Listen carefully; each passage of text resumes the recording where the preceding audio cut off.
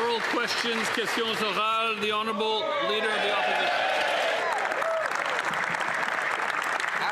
After the Prime Minister broke his promise to, quote, negotiate a win with the Americans by July 21st, lumber tariffs have more than doubled, and job losses are piling up. Cap Paper is potentially laying off 300 workers in Northern Ontario. That's on top of 800 workers who are losing their jobs at Imperial Oil. TransCanada and Enbridge are building more in the United States as their headquarters move south after the Prime Minister broke his promise to build, baby, build. Doesn't the Prime Minister realize that when he doesn't do his job, Canadians lose theirs? Here. The Right Honourable Prime Minister. Here. Mr. Speaker, our sympathies are with the families of the workers at Imperial Oil. Our actions are with the workers and the management of Cap Paper, who are having meetings with the Minister of Industry, a variety of other government officials today to work. Our support is foursquare behind Algoma Steel, with $400 million between the federal government and the province of Ontario to build Canada strong. The Honourable Leader of the Opposition. Speaker, since he took office, 86,000 more Canadians are unemployed, and we have the second highest unemployment in the G7. This is all the result of out-of-control government spending and taxes. Every dollar the Prime Minister spends comes out of the pockets of Canadians, and now the Parliamentary Budget Officer rates his deficits as, quote, very alarming, stupefying, shocking, unsustainable. If you don't change, this is done. Something is going to break. We are at the edge of a cliff. Those are the words of the Parliamentary Budget Officer. When will he stop his out-of-control spending? When he's over the edge of the cliff? Here. The Right Honourable Prime Minister. Mr. Speaker, there's a little thing called cause and effect. And the cause that the Leader of the Opposition is missing is the U.S. tariffs. The U.S. tariffs that are hitting steel, the U.S. tariffs that are hitting lumber, the U.S. tariffs that are hitting our auto sector. That's why we need to build this country strong. That's why we're getting spending under control. That's why we're going to spend less to invest more. I believe in this country, Mr. Speaker. Come join us. The Honourable Leader of the Opposition. Spend less? Deficit spending is up almost 100% since this Prime Minister took office. And as for investment, it has fallen. In fact, $50 billion of net investment has left since he took office. And yet he repeats the same promises the Liberals have been making for a decade. They said their deficits would lead to more investment. Since they took office, investment is down by 10%, the worst investment record in the G7. In fact, with $600 billion more debt under this government, investment has fallen. How much more debt would they have to add on the backs of Canadians to reverse this disastrous result? The Right Honourable Prime Minister. Mr. Speaker, once again, it's time for a little fiscal lesson for the Leader of the Opposition. Strongest credit rating in the world, AAA, S&P, and Moody's. Lowest deficit in the G7, lowest debt level in the G7, lowest net debt to GDP in the G7, biggest potential in the G7. This side of the House believes in Canada. Come join us.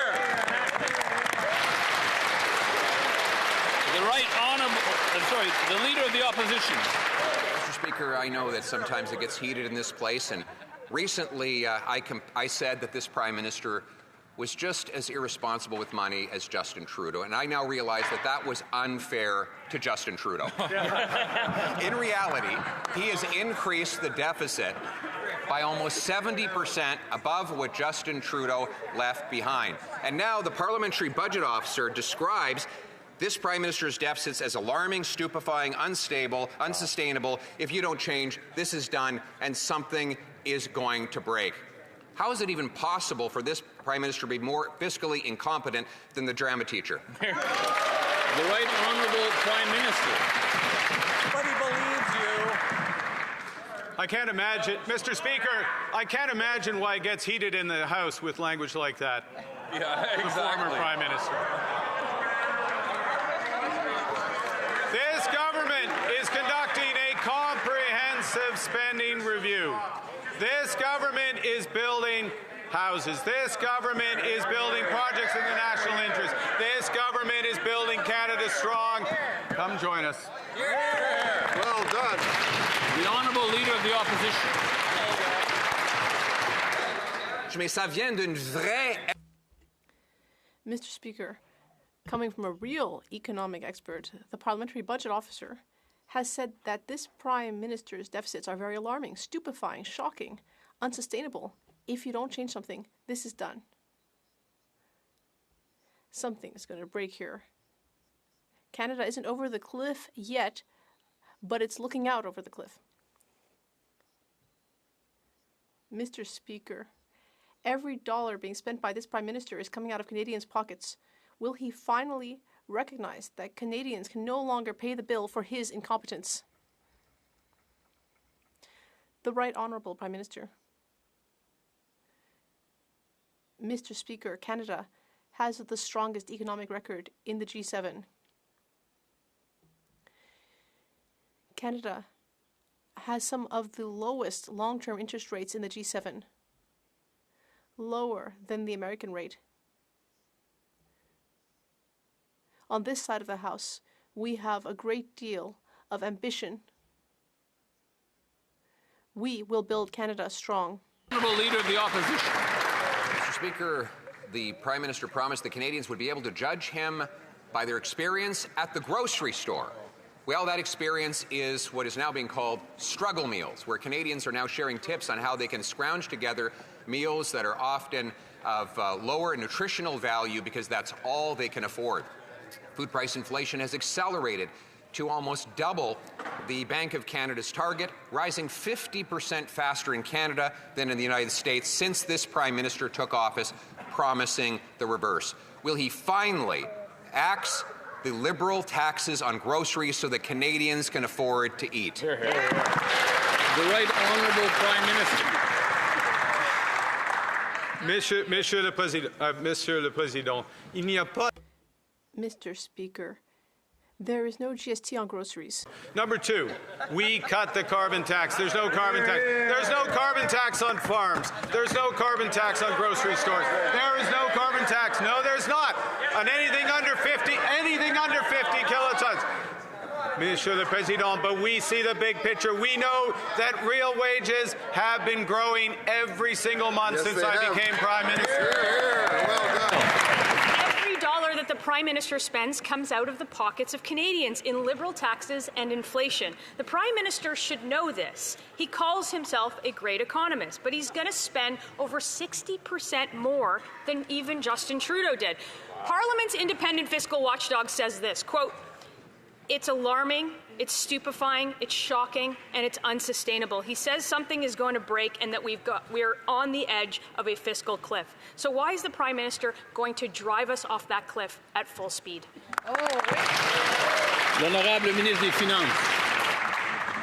Mr. Speaker, that's why we said that we need to spend less so we can invest more.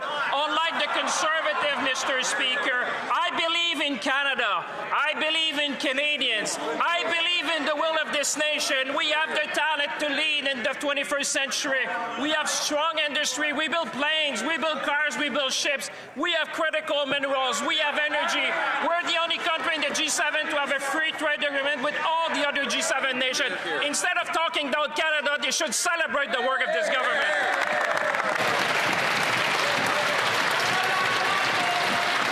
The Honourable Member for Thornhill. Mr. Speaker, it is this Liberal that in 2015 promised that massive deficits were investments. But it was all a bait and switch because investment collapsed while debt went through the roof. But instead of sobering up from the debt binge that they've been on, the Liberals are just going to keep spending more money in a forever hangover. That means higher taxes and higher inflation for every Canadian. The first step in fighting addiction is admitting you have a problem. So when will the minister stand up and finally admit that his reckless spending is sending us over the cliff?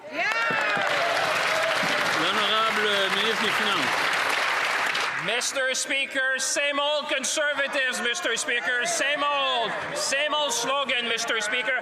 She might have missed that we cut taxes for 22 million Canadians, Mr. Speaker. She might want to talk to people in her riding and across the nation. The first thing that this government did was to tackle affordability. You know why, Mr. Speaker? Because that's what Canadians told us. They also told us to build homes. That's why we created Canada Homes, Mr. Speaker. They told us to build the most resilient economy. That's what we're going to do. We're going to build the most resilient economy in the G7. We're going to be strong. We're the North.